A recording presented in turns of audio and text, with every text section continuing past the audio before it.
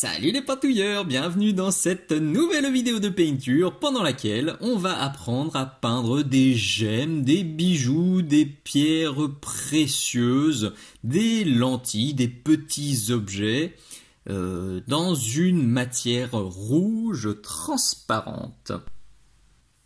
Quel que soit l'univers et votre jeu de prédilection, vous avez forcément un jour été confronté à une surface transparente, que ce soit une lentille comme sur ce marsouin, que ce soit une grosse gemme, un gros pendentif, un ornement sur un bouclier ou une armure, etc. Dans le futuriste, dans le médiéval, même dans les figurines, même sur les figurines historiques, on a très souvent ces petits détails-là, et il faut les aborder d'une manière particulière si vous voulez que l'effet soit réussi. L'objectif, c'est de donner l'impression que la lumière va traverser la matière et ressortir d'un côté. Et ça, c'est quelque chose de bien particulier à aborder si vous voulez réussir votre effet de trompe-l'œil. Donc ce qu'on va faire dans cette première vidéo sur les gemmes et les bijoux, on va faire une petite introduction pendant laquelle je vais vous expliquer vite fait comment aborder ça, et puis on verra 3 recettes différentes de gemmes rouges.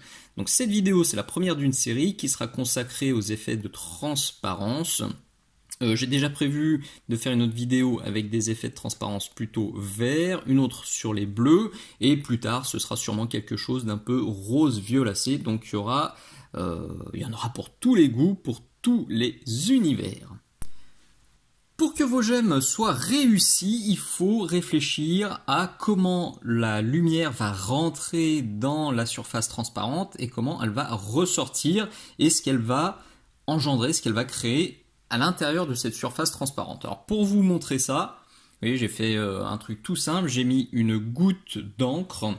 En l'occurrence, alors c'est de la speed paint, là c'est la Zilote Yellow. J'ai éteint toutes les lampes, j'en ai juste laissé une qui est ici et qui traverse ma gemme. Donc vous imaginez ça comme un bijou. Alors c'est assez intéressant aussi parce que la forme n'est pas parfaite.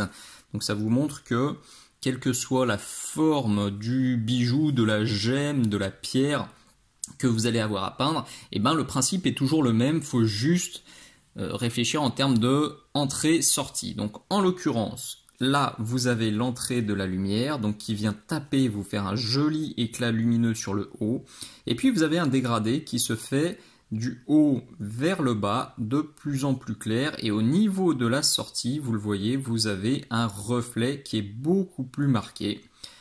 C'est simplement les rayons, voilà, qui tapent contre le bord de la gemme, du bijou, etc. Ça marche à tous les coups. Si vous voulez voir d'autres exemples, alors on va en voir bien sûr dans la suite de ce tuto, et je vous mets aussi dans la description de ce tuto un lien qui conduit vers un article du blog sur lequel il y a plusieurs formes de gemmes, plusieurs images, notamment une forme un peu plus complexe sur un visage, enfin une gemme en forme de visage qui avait été peinte par Manuel Sanchez alias Manu Militari, et on voit vraiment comment il a travaillé ça, et c'est très intéressant de voir comment il a su alterner les zones très claires, les éclats de lumière, les zones sombres et les zones claires. Ce qui est très important pour avoir un effet lumineux, vraiment un effet de transparence, c'est qu'il faut avoir un contraste fort entre la zone d'ombre et la zone claire, et vous le voyez, c'est ce petit point lumineux, c'est l'éclat lumineux qui va booster l'effet et donner vraiment l'impression d'un trompe-l'œil, d'une matière qui est transparente et qui est traversée par la lumière. Au niveau du matériel que je vais utiliser pendant cette vidéo, on est sur du très classique. Vous avez la pintouillette mini socle que vous trouvez dans la boutique, qui sera hors champ. Hop, là je la mets sur le côté pour pas mettre ma main dedans, qui permet de décharger votre pinceau comme sur du papier absorbant, sauf que c'est lavable, donc ça évite de balancer des tonnes et des tonnes de papier absorbant. Je suis sur un pinceau Da Vinci Maestro, un taille 0, parce que les détails qu'on va faire aujourd'hui sont petits. Vous aurez de la poignée mini socle. On a une palette humide ultra low cost à 4 € avec un petit couvercle de caisse en plastique, une éponge low cost et puis du papier sulfurisé. Et je pense qu'on est pas mal du tout. Toutes les peintures, tout le matériel, tout ce que j'utilise, tout est noté dans la description de la vidéo. Pensez bien à la lire pour retrouver tout le matos. Et si vous voulez me filer un petit coup de main, il y a plein d'astuces si vous voulez soutenir la chaîne, que ce soit en rejoignant ma chaîne Patreon, puisque cette vidéo c'est une avant-première Patreon. Tous mes abonnés ont pu la voir pendant 4 mois avant tout le monde. Donc il y a les liens vers ma page Patreon, il y a les liens affiliés Philibert, et puis il y a toutes les façons de me contacter si vous avez des rabios, des figurines, des petites pièces qui ne vous servent plus et qui pourraient servir pendant ces tutos très importants. Pensez s'il vous plaît à partager les vidéos qui vous plaisent, pensez à parler de Minisocle, que ce soit la page YouTube, le Patreon, la boutique Minisocle, à tous vos copains s'il vous plaît. À l'heure où je tourne cette vidéo, on est en mai 2022, c'est galère. Faut être tout à fait honnête, c'est galère. Que ce soit sur le Patreon ou sur la boutique, on se mange de plein fouet l'inflation, l'augmentation des matières premières à cause de spéculateurs et de grossistes qui profitent méchamment de la situation actuelle. Et voilà, il faut avouer que entre un plein d'essence et le frigo et les frais quotidiens et le hobby, et ben forcément la plupart d'entre vous, la plupart d'entre nous, parce que je suis dans la même galère, et ben choisiront les achats et les dépenses de première nécessité. Donc je comprends parfaitement. C'est pour ça que plus que jamais j'ai besoin que vous parliez un maximum de Minisocle pour que tout ne s'arrête pas à cause de cette période compliquée. Donc un petit partage, un commentaire, un abonnement, un bisou, un pitou, un poutou, pardon, un bon courage dans les commentaires, ça sera toujours bon à prendre, ça sera toujours très bon pour la motivation. Pour cette première recette, on va partir sur quelque chose de très classique. Vous le voyez sur les lentilles de ce marsouin, c'est un rouge qu'on éclaircit avec du jaune pour avoir quelque chose de très lumineux, de très chaud et de bien punchy. Donc c'est ce que j'avais utilisé sur les lentilles, c'est aussi ce que j'ai utilisé sur la multitude de petites gemmes que l'on a sur ce vieux marsouin old school.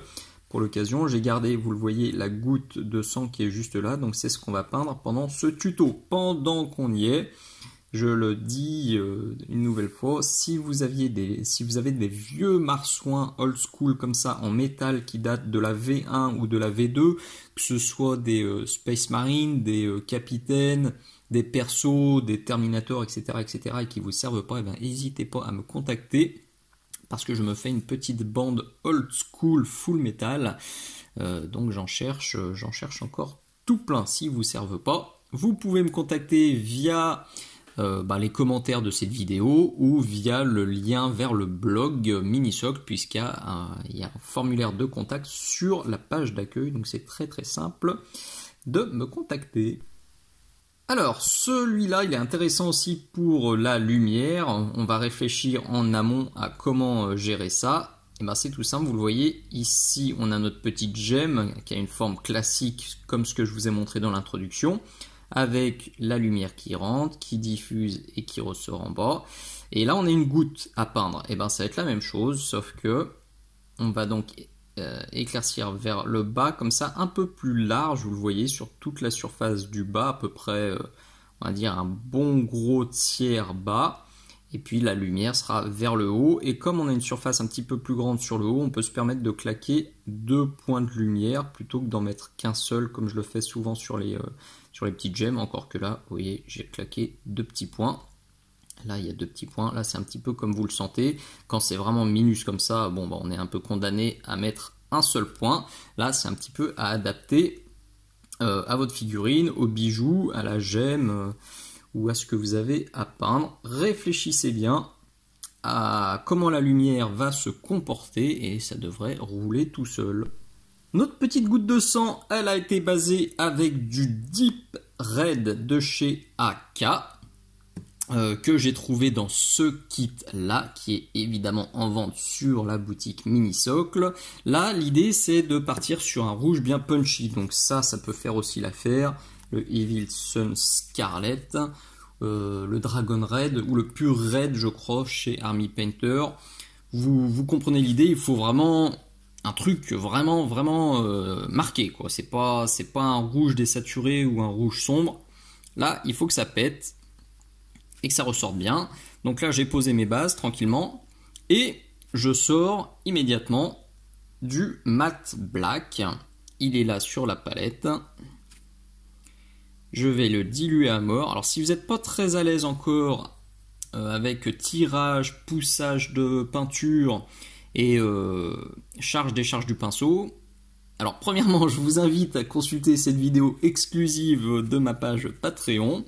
Et sinon, faites-vous un mélange de rouge sombre en faisant un peu de noir plus un peu de rouge, ça sera un petit peu moins dangereux. Donc avec mon noir, je vais venir ombrer assez fortement le haut de ma petite gemme, de ma petite goutte. Si vous en avez beaucoup, comme c'était le cas sur celle-ci, je ne me suis pas embêté à faire ça. J'ai posé mon rouge et j'ai mis un petit jus de Dark Tone ou de Null Oil dessus qui était légèrement dilué pour déjà avoir un ombrage global et un lining bien propre autour de toutes les gemmes. Et après, je suis venu reprendre avec mon Deep Red. Plutôt que de faire les ombrages gentiment un par un, au moins j'avais déjà gratté une étape. Mais si vous avez une seule gemme, une seule pierre et que vous voulez vraiment vous appliquer, la méthode que je vous montre là, elle est beaucoup plus fine.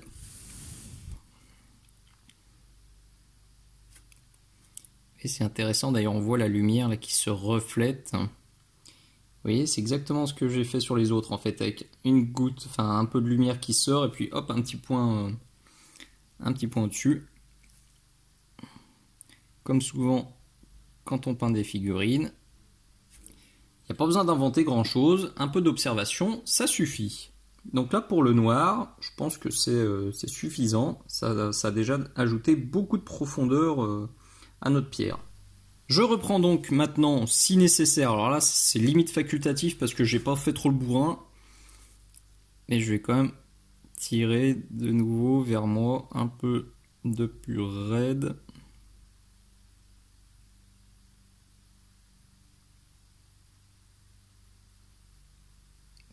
Quelque chose de bien mat, bien opaque et bien violent. Voilà, pas plus. Je sors maintenant du Deep Yellow, toujours dans le même kit AK Intense, un très bon kit qui me sert très souvent. Les rouges, le jaune, le vert, c'est des couleurs que j'utilise très souvent, notamment le bleu, vous voyez, il a servi aussi pour cette armure-là de Space Marine, qui ça me convenait beaucoup plus que le Macragge Blue officiel, qui tire un peu sur le violet et qui me plaisait pas du tout sur les ultramarsouins. En tout cas, c'est pas l'idée que je m'en faisais. Donc là, même principe. Si vous êtes à l'aise avec la dilution, vous y allez directement avec le Deep Yellow. Sinon, vous faites un mélange intermédiaire, mais sur des petites surfaces, normalement, vous devez pouvoir vous en sortir avec le Deep Yellow, quitte à repasser un glacis de Deep Red si vous avez été trop violent, ce qui est un peu le cas sur ce que je suis en train de faire. Tant mieux, ça permettra de montrer comment on atténue un truc moche, parce que là c'est un peu moche. Alors c'est moche parce que j'ai la caméra sous le pif, soyons honnêtes, donc la figurine elle est super loin. Quand je fais ça, normalement j'ai le nez sur la figurine en mode je vois rien, mais là, vu qu'il y a la caméra entre moi et la figurine, je suis super loin, donc je galère un peu, ce qui explique que ce que je suis en train de faire n'est pas parfait, encore que avec cette seconde étape, c'est déjà mieux. Bon, les pigments ont tendance à bouger aussi, je vais mettre un coup de sèche-cheveux pour que ça ne bouge plus et pour que j'arrête de ruiner ce que je fais. Une fois que c'est bien sec, c'est quand même un poil trop violent, donc là je vais me faire un glacis, un glavis. Rappelez-vous cette petite vidéo sur les glavis, qui est bien pratique. Donc là, grosse dilution, hop, hop, hop, hop, et je vais venir passer ça sur le jaune pour l'atténuer quand même un peu, parce que là c'était un peu gourmand. Cette étape, je le redis, elle est facultative. Si vous avez été moins bourrin que moi et que vous n'avez pas une caméra sous le pif, normalement, vous en êtes mieux tiré que moi et vous n'avez pas besoin de retoucher sur l'étape de jaune. Et si besoin, eh ben on remet un tout petit peu de jaune. Alors, je vais me taire et je vais essayer de me rapprocher quand même.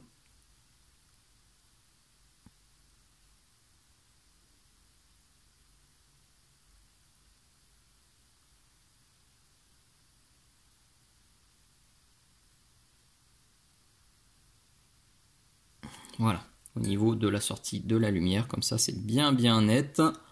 Alors le dégradé n'est pas parfait, mais bon, voilà, c'est une figurine de jeu, c'est un tuto. On va pas non plus passer 15 heures, ça pourrait être affiné. Si jamais vous avez une gemme qui est beaucoup plus grosse, n'hésitez quand même pas à vous faire des étapes intermédiaires pour pas avoir à faire les allers-retours entre les teintes. Et comme ça vous aurez quelque chose d'un peu plus progressif. On va donc terminer gentiment avec des petits points de blanc. Donc moi j'utilise celui-ci. Alors petite parenthèse, j'ai beaucoup de personnes, notamment des abonnés qui ont choisi le suivi sur mon compte Patreon, le suivi personnalisé, qui galèrent à trouver du blanc. Un blanc qui fait pas crayeux et un blanc qui marque bien. Je vous conseille vraiment celui-ci. Vous le retrouvez sur la boutique Minisoc, le lien est dans la description. Vous savez que j'ai pas vraiment d'affinité avec les peintures Army Painter en général, parce que je trouve leur gamme un poil trop diluée pour mon style de peinture, mais le blanc est vraiment très bon, comme l'or noir. Hop, donc là le but du jeu c'est de trouver la dilution qui va vous permettre de faire un point très net en un seul passage. Donc c'est pas trop dilué, on est moins dilué qu'un aplat, on est moins qu'une goutte de peinture pour une goutte d'eau. Enfin, il y a plus de peinture que d'eau. Bon, je pense que là, c'est pas mal. Hop. Alors, je décharge un tout petit peu. Là, je vais essayer de me caler et je me tais parce que si je le foire, faut recommencer, j'ai pas envie. Alors. Là, la pointe du pinceau était pas jolie. Ça sert à rien de se lancer quand on le sent pas.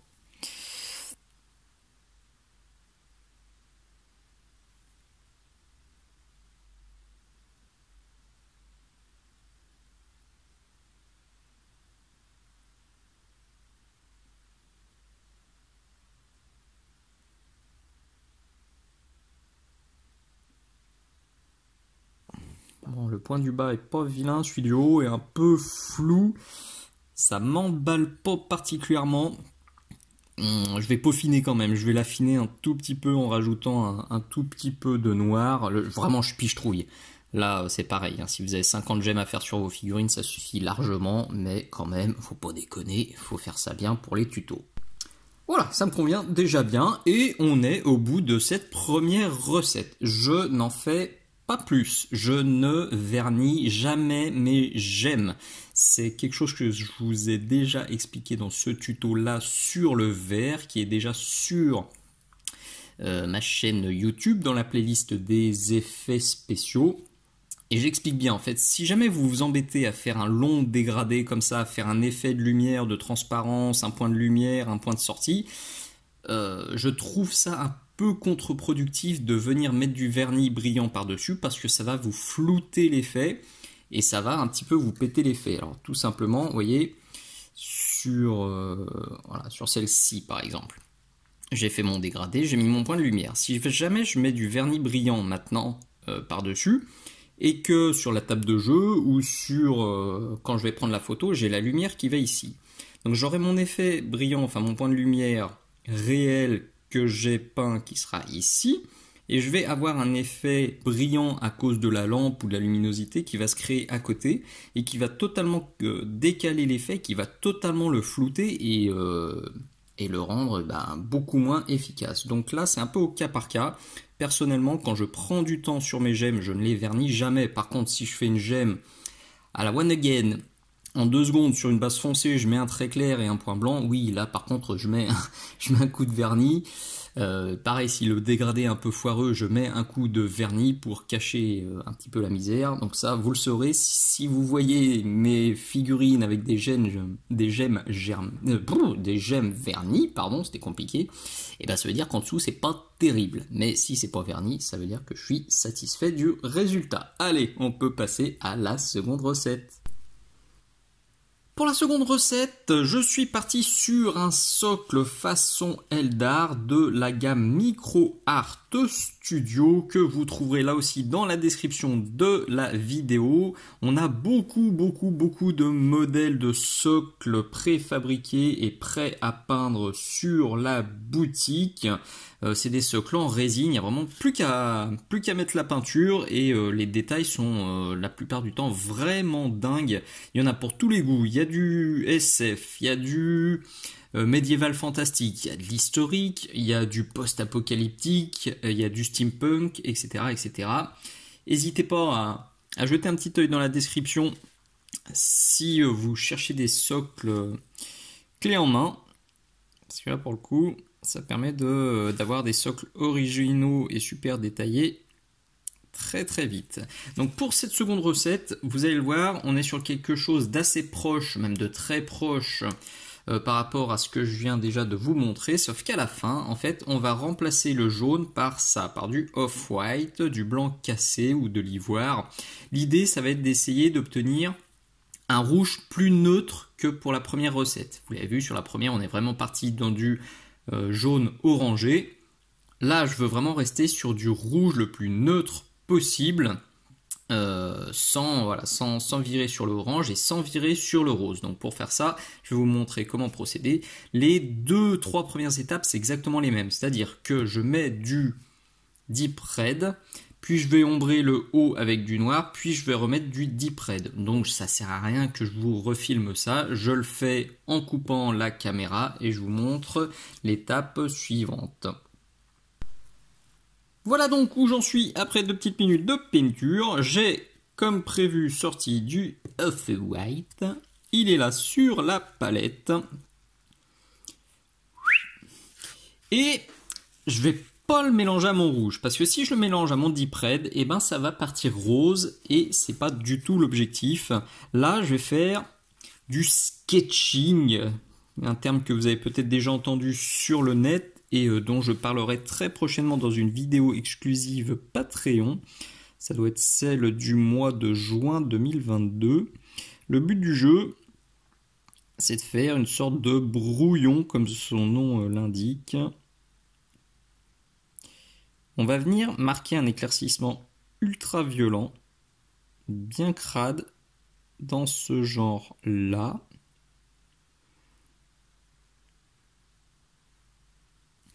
Qu'on va ensuite venir atténuer avec la couleur du dessous, en l'occurrence c'est du pur red, et puis qu'on va retravailler. L'avantage de ça, c'est que ça va très vite, et que ça permet de faire des éclats lumineux très francs, qu'on n'aurait peut-être pas pu obtenir en faisant des mélanges de peinture.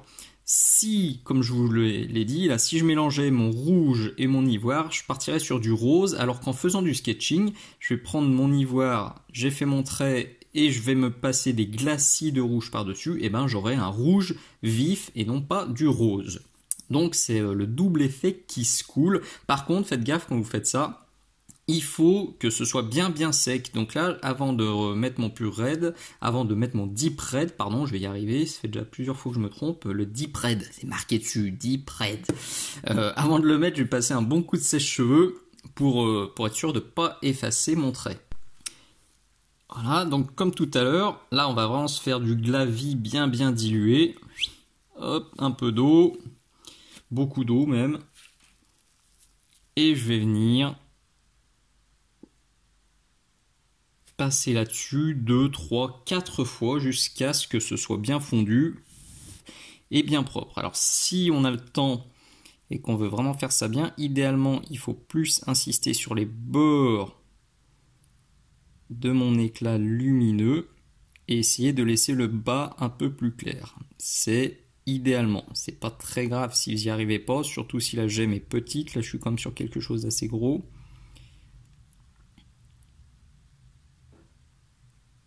Mais de toute façon, on remarquera un petit peu l'effet lumineux. Là aussi, c'est très important de bien laisser sécher. Vous voyez, ça vient se redessiner tranquillement. Alors là, il y a quelques traits de pinceau qui ne sont pas très gracieux. Parce que je n'ai pas bien laissé sécher.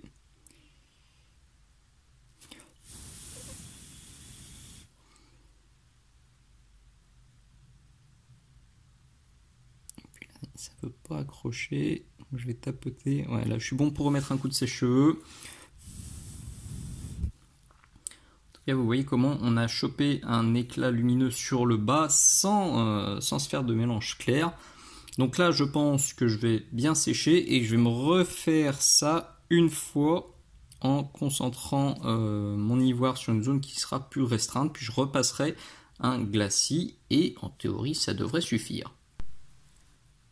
J'ai terminé avec mon premier aller-retour, donc le off-white puis le deep red. J'ai de nouveau mis du off-white et je vais me refaire gentiment quelques glacis, quelques glavis pour flouter ce petit éclat.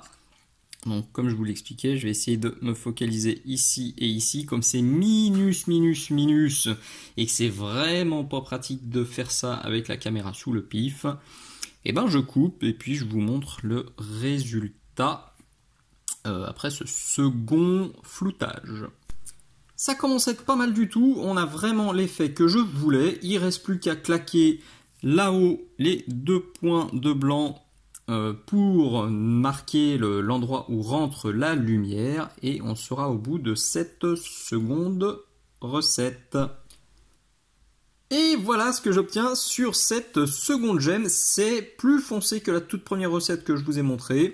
Alors si moi ça me convient, ça donne une gemme qui est un peu plus profonde.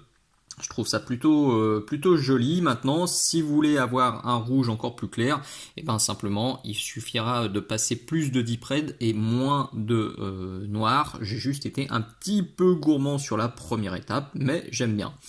Carton rouge au passage, je ne sais pas si vous le voyez. En haut, j'ai repassé du Mechanicus standard grey parce que j'avais bombé mon socle au Mechanicus standard grey et regardez comme la couleur du pot est très différente de la sous-couche. Là c'est vraiment pas cool. C'est un des trucs qui arrive de plus en plus avec Citadel malheureusement. Les différences entre sous-couche et pot sont flagrants. J'avais déjà eu le coup pour mon ultramarine, la Grimdark, où le pot de peinture était beaucoup plus violet que la bombe de sous-couche. Il y a ça là qui est vraiment pas beau. Pour le coup, vous voyez, c'est pas une ombre, hein. C'est vraiment la couleur qui est très différente. Et puis quand on a en plus des pots, quand on recommande des pots à quelques mois d'intervalle et que le contenu est très différent, c'est un peu frustrant aussi. Alors voilà, c'est pas de votre faute, hein, c'est pas...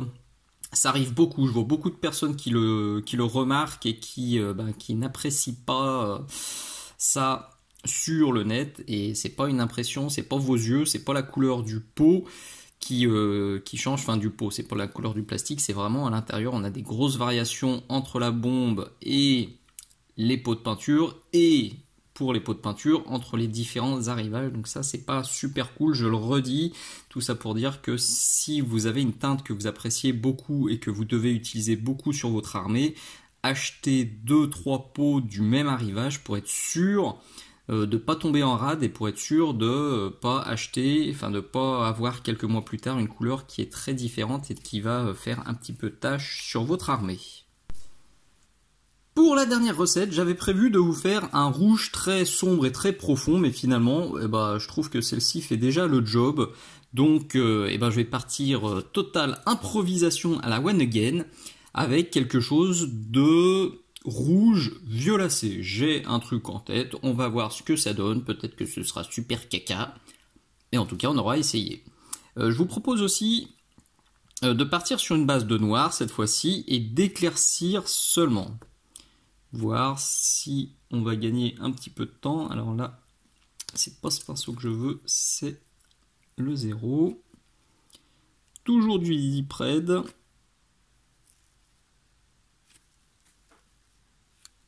On va donc venir tirer vers le bas comme ça.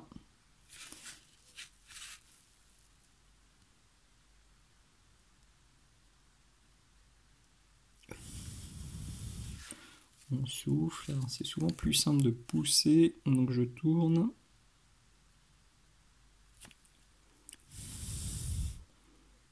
Et vous voyez le dégradé qui apparaît tout gentiment.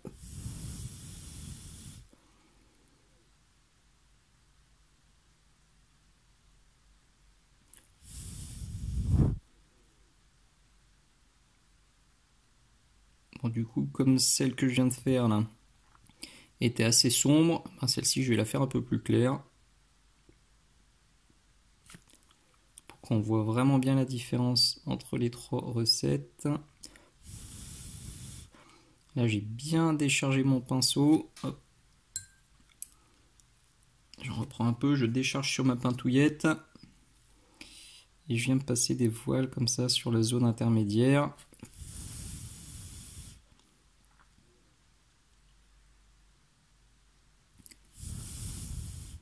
Voilà, vous avez compris le principe, donc je vais simplement faire ça jusqu'à ce que ça me convienne. Alors, je pense encore 3-4 passages et on devrait être pas mal. Alors, pourquoi elle veut pas me faire le focus, la vilaine? Ouais, elle n'a pas très envie. Allez, je continue. J'ai sorti du bleu marine foncé, du Dark Sea Blue de chez Valero Prince Auguste. Il est là-haut sur ma palette. Alors, je vais me faire un petit mélange, je vais me prendre ça là. Je vais me mélanger avec mon Deep Red, on va voir ce que ça fait. Voilà, ça fait un petit violet foncé des familles. Ok, pas mal. Et lui, je vais venir le passer en haut. Alors, je vais quand même me garder cet angle-là bien foncé. Je veux qu'il reste bien noir, bien profond. Mais vous le voyez de l'autre côté. Je viens mettre un petit peu de violet. Alors ça reste timide. Mais est-ce que je veux vraiment faire plus? Alors, je vais essayer avec ça. Attention les yeux. Ça c'est du Deep Purple de chez Aka. Toujours issu du même set intense. Et ben c'est pas moche. C'est pas moche, mais il faut faire gaffe quand ça s'accumule, ça pique quand même un peu les yeux.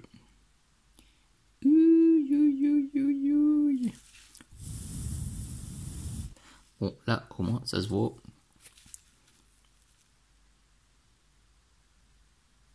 Ok. Allez, pas déconner non plus. Je vais me reprendre ça, là, le mélange plus foncé. Et je vais venir le tirer comme ça. Faut pas non plus y passer 15 heures. L'idée c'est de donner voilà, une petite impression violacée sans en faire trop. Pour apporter quelques petites nuances sympatoches. Un autre gemme. Pour l'étape suivante, on va faire ce que je vous ai déconseillé de faire tout à l'heure, à savoir j'ai mélangé du Deep Red avec du Off-White. Et vous le voyez, j'ai pas pipoté tout à l'heure, on obtient bien un rose. Sauf que cette fois c'est volontaire. Et ça va permettre de voir qu'on obtient quelque chose de bien différent de la recette précédente. Ça tombe bien, c'est l'objectif. Donc voilà, je vais juste forcer ça. Vous m'avez déjà vu faire un paquet de fois, donc je vais quand même accélérer un petit peu. Je fais ça un peu bourrinos et puis je repasserai du Deep Red pour flouter gentiment. J'aime bien la direction que ça prend, ça donne un petit côté rosé, un peu quartz, rose, qui est pas désagréable du tout. Je vais quand même pousser un peu l'effet en rajoutant un peu plus de off-white sur le bas. Et puis je claquerai les deux points de lumière sur le haut.